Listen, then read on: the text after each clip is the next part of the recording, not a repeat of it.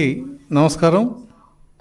ఆంధ్రప్రదేశ్ చరిత్రలో సువర్ణాక్షరాలతో రాసే రోజు రావటానికి కొద్ది గంటలు మాత్రమే ఉంది. అది మే 2, 2025 సంవత్సరం. ఎందుకంటే రెక్కలు తెగిపోయిన పక్షిలాగా అమరావతి రాజధాని అనుకున్న దాన్ని జగన్మోహన్ రెడ్డి ప్రభుత్వం ముక్కలు చేసి 3 రాజధానులని చెప్పి అమరావతిని పూర్తిగా విధ్వంసం చేసి ఇది శ్మశానం అని కూడా కామెంట్ చేసిన ప్రభుత్వం అది. అక్కడి నుంచి మరి అమరావతి రైతుల కష్టం, వాళ్ళ పోరాటం, న్యాయ పోరాటం, తెలుగుదేశం, బీజేపీ, జనసేన రాజకీయ పోరాటం అన్నీ కలిసి ఇవాళ అమరావతి రాజధానిని రీబిల్డ్ అమరావతి అంటే అమరావతి 2.0 అది ఏ పేరుతో పిలిచినా అమరావతిని పునర్నిర్మాణం చేస్తున్న శుభదినం రేపు. దానికి ప్రధానమంత్రి గారు రావటం ఇంకా ఆనందదాయకం. ఈ ఎన్నికల్లో ప్రజలు ఇచ్చిన తీర్పు కూటమికి 124, వైసీపీకి 11. అంటే ఈ తీర్పు బట్టి ప్రజల యొక్క కోరికలు, ప్రజల యొక్క భావాలు ఎలా ఉన్నాయనేది వైసీపీ ప్రభుత్వం, వైసీపీ నాయకులు ఇప్పుడు తెలుసుకునే ఉంటారు. కేంద్రం కూడా చాలా ఉదారంగా అమరావతికి సహాయం చేయటం, అలాగే దానికి కావాల్సిన లోన్లు, రుణ సదుపాయం ఇవన్నీ కూడా ఏర్పాటు చేయటం అనేది చాలా సంతోషించదగ్గ విషయం.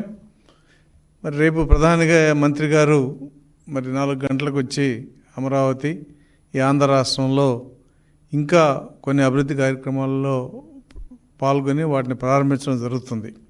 ఈ సందర్భంగా ప్రజలందరూ గుర్తుపెట్టుకోవాల్సిన విషయం, వైసీపీ చేసిన దుష్ప్రచారం, ఇది ఒక కులానికి చెందింది, ఒక ప్రాంతానికి చెందింది, లేదంటే ఇది మునిగిపోతుంది, ఈ నేల కట్టడానికి పనికిరాదు, ఇలా ఇది శ్మశానం, ఎన్ని గ్రాఫిక్సు, ఇది టెంపరీ క్యాపిటల్ కట్టి డబ్బులు నష్టపరిచాడు, ఇటువంటి ఆరోపణలు ఎన్ని చేసినా ఒక తుఫానికి, భూకంపానికి, వరదలకి నిలబడ్డ ఒక కొండరాయిలాగా మరి ప్రజల సంకల్పం బలం ఇవాళ అమరావతి నిలబడి, మరి బిల్లు పెట్టినా కూడా ఆ బిల్లుని కౌన్సిల్లో ఆ రోజున్న మేమంతా కూడా దాన్ని ఎదిరించి అమరావతిని చట్టబద్ధం కానివ్వకుండా 3 రాజధానులు చట్టబద్ధం కానివ్వకుండా ఉంటాకి చేసిన పోరాటాల ఫలితంగా ఇవాళ అమరావతి పునర్నిర్మాణం సాగుతుంది.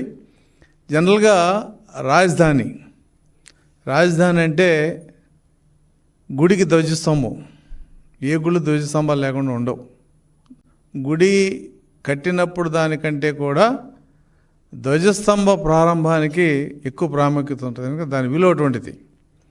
కానీ ఇవాళ రాజధాని అంటే ఏదో ప్రభుత్వం నిర్మించే సెక్రటేరియట్, హైకోర్టు, లేకపోతే రాజ్భవన్, క్వార్టర్స్, ఇవి కాదు రాజధాని అంటే.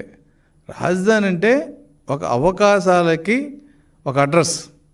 ఇవాళ హైదరాబాదు నాకు తెలిసి 50 లక్షల మంది వలసపోయారు. ఎందుకు వెళ్ళారు? హైదరాబాద్లో పనులు జరుగుతున్నాయి, నిర్మాణ కార్మికులకు నిర్మాణ పనులు జరుగుతున్నాయి, చదువుకున్న వాళ్ళకి ఉద్యోగాలు జరుగుతున్నాయి, సర్వీస్ సెక్టర్ పెరిగింది, ఫార్మా ఇండస్ట్రీ పెరిగింది, ఇలా రకరకాల ఎన్ని పెరగబట్టి హైదరాబాదు అంత అయింది.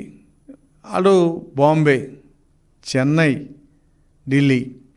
ఇవాళ ఢిల్లీ 1931లో కట్టినప్పుడు ఢిల్లీలో ఏముంది? ఏం లేదు.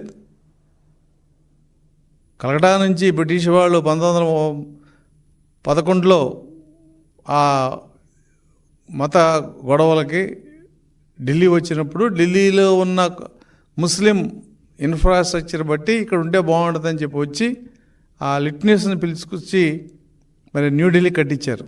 ఒక 200 సంవత్సరాలకు సరిపోద్దని చెప్పి కట్టబట్టి వాళ్ళ న్యూఢిల్లీ రాజధాని ప్రాంతంగా ఉంది. కానీ ఢిల్లీ అంటే కేవలం పార్లమెంటు, రాష్ట్రపతి భవను, ఎంపీ క్వార్టర్స్ కాదు. ఢిల్లీలో ఎన్నో అవకాశాలు, ఎన్నో గవర్నమెంట్ కాంప్లెక్స్లు, అక్కడ ఉద్యోగాలు.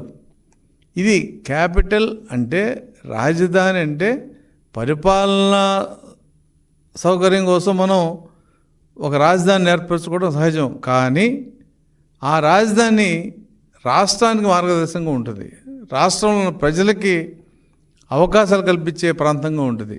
రాష్ట్ర అభివృద్ధికి ఇది ఒక ట్రెండ్ సెట్టర్ లాగా ఉండే రాజధాని.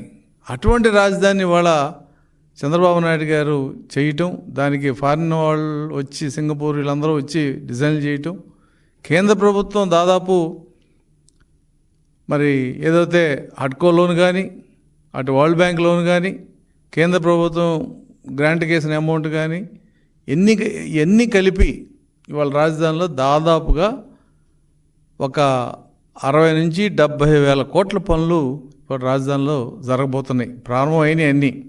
అంటే 60-70 వేల కోట్ల పనులు రాజధానిలో జరుగుతున్నాయి అంటే కనీసం అందుట్లో 25,000 కోట్ల లేబర్ ఉంటుంది, 30,000 కోట్ల వరకు లేబర్ ఉంటుంది. ఆ 30,000 కోట్లు లేబర్ చేయటానికి గతంలో మార్చి 19న ఎన్నికలు జరగకముందు అమరావతి కన్స్ట్రక్షన్లో ఆ నైట్ తీసిన ఫోటో ఇప్పటికీ చూస్తే ఇది మన అమరావతి అనిపిస్తుంది. 20,000 మంది కార్మికులు పనిచేస్తున్నారు ఆ రోజున. ఇవాళ ఇంకెక్కువ మంది కావాలి. ఎందుకంటే ప్రభుత్వం ఈ 24-29లోనే అమరావతిని పూర్తి చేసి ఆ ప్లాట్లను రైతులకు ఇవ్వటం, రోడ్లు వేసి కేంద్ర ప్రభుత్వ కార్యాలయాలు నిర్మించిన విధంగా చేయటం, ఇన్ఫ్రాస్ట్రక్చర్ అంతా కూడా తయారు చేసి ఆ ప్లాట్లు లేకపోతే ల్యాండ్ ఇచ్చిన వాళ్ళు హోటల్స్ కానీ హాస్పిటల్స్ కానీ యూనివర్సిటీస్ కానీ వాళ్ళందరూ ఇక్కడికి వచ్చే విధంగా చేయాలని ప్రభుత్వం ఒక ఆలోచన. అంటే దీని మీద విపక్షం ఇప్పుడు కూడా విషం కక్కుతుంది, అమరావతికే డబ్బులు పెడుతున్నారని. అమరావతికి పెట్టేది జీవితంలో ఒక్కసారే. నువ్వు శ్రీశైలం ప్లంజ్ పూలు రిపేర్ చేయించలా, 5 సంవత్సరాలలో 5 రూపాయలు వేయలే నువ్వు. ఇవాళ దానికి కేంద్ర సంఘం జలవనరుల వాళ్ళు వచ్చి కామెంట్ చేశారు, దీన్ని అర్జెంటుగా చేయకపోతే డ్యామ్ సెక్యూరిటీకి ప్రమాదం అని. అలాగే గేట్లు కొట్టుకుపోయినాయి, నువ్వేం చేయలే. అది చేయకుండా నువ్వు ఇవాళ ఏదైతే క్యాపిటల్ జరుగుతుందో ఆ క్యాపిటల్ మీద కామెంట్ చేయటం మరి జగన్మోహన్ రెడ్డి వర్గానికి ఆ నాయకులకు కూడా ఇదో చెంపపెట్టు కావాలని మేము కోరుకుంటున్నాం.